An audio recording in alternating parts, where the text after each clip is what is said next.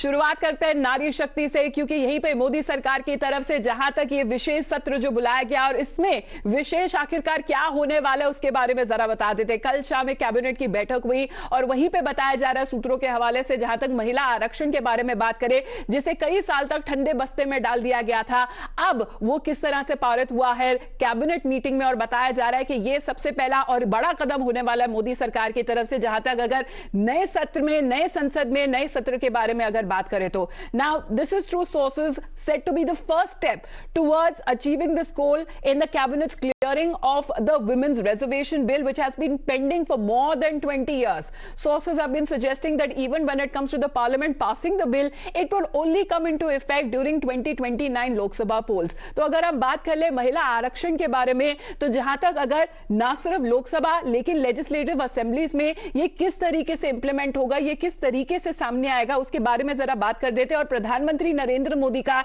इस विषय को लेकर उनका क्या विजन रहा है वो भी सुन लेते हैं। ये सत्र छोटा है लेकिन समय के हिसाब से ये बहुत बड़ा है। ऐतिहासिक निर्णयों का एक सत्र है। ये सत्र की एक विशेषता ये तो है कि अब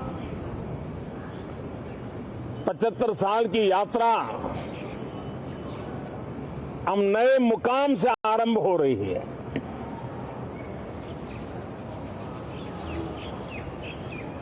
जिस मुकाम पर 75 साल की यात्रा की, अब ये तो कल जो सत्र, विशेष सत्र शुरू होने से पहले प्रधानमंत्री मोदी की तरफ से जो डिक्लेरेशन थी, जो छोटा सा ही जो सत्र है लेकिन इसमें कई बड़े मुकाम हासिल होने बाकी है। और यहीं पर उसी को सेकंड करते हुए बीजेपी की जो एमपी महेश जेठमलानी, उन्होंने सीधे तौर पे कहा है कि बहुत सारी ऐसे पॉलिटिकल पार्टीज हैं जो सिर्फ बोलकर बस ये कहा है कि जो जेंडर जस्टिस है वो दी जाएगी, लेकिन ये सिर्फ प्रधानमंत्री मोदी हैं जो सिर्फ बोलने तक नहीं रुके लेकिन करके दिखाया। He is actually delivered on that promise. लेकिन उसी वक्त जिस तरह से ये खबर आई कल शाम को के कैबिनेट मीटिंग में इसे क्लियर कर दिया गया है, वहीं पर कई ऐसे अन्य पॉलिटिकल पार्टीज है, जैसे कांग्रेस पार्टी के बारे में बात करें तो उनका सीधे तौर पे कहना है कि क्रेडिट पूरा सिर्फ कांग्रेस पार्टी को ही जाता है, क्योंकि वो कांग्रेस पार्टी ही थी जो कितने सालों से अगर सरकार के पीछे पड़ी हुई थी कि इसे लेकर आया जाए, विमेन रिजर्वेशन बिल्कुल लिया जाए। और सीधे तौर पे अगर कांग्रेस पार्टी नहीं लेकिन एनसीपी की तरफ से भी ये एट्रीब्यूट करा जा रहा है कि उनको ये क्रेडिट मिलना चाहिए, क्योंकि यहीं पर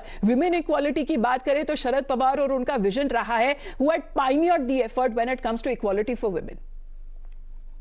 ये नैतिक तौर पर सारी महिलाओं की जीत है। इसके साथ साथ पूरी जोर के साथ कांग्रेस पार्टी ने हमेशा महिलाओं के पक्ष में रहा है।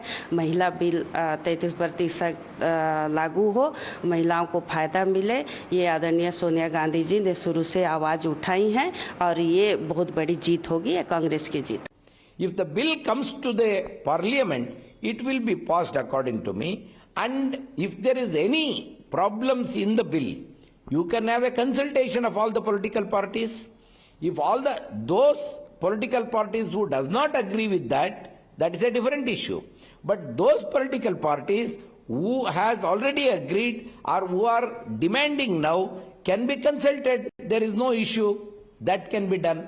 But I am doubting whether the BJP is of the opinion to bring women reservation bill to the parliament and pass it. यहीं पर अगर बीआरएस एमएलसी के बारे में बात करें, के कविता जो स्पीयरहेड कर रही थी ये मूवमेंट, उन्होंने भी सीधे तौर पर ये अर्ज करा कि सारी जितने विपक्षी दल है और पॉलिटिकल पार्टीज है वो अपना सहयोग दे, समर्थन दे इस बिल को पास करने में। I have always requested the political parties with folded hands. I said there is a brilliant opportunity now. This government has full majority. It can pass the bill. It just have to introduce the bill and the bill will be passed. They have done earlier in so many cases like GST, in triple talaq. So many cases they have done it, demonetization, etc. They can do it now.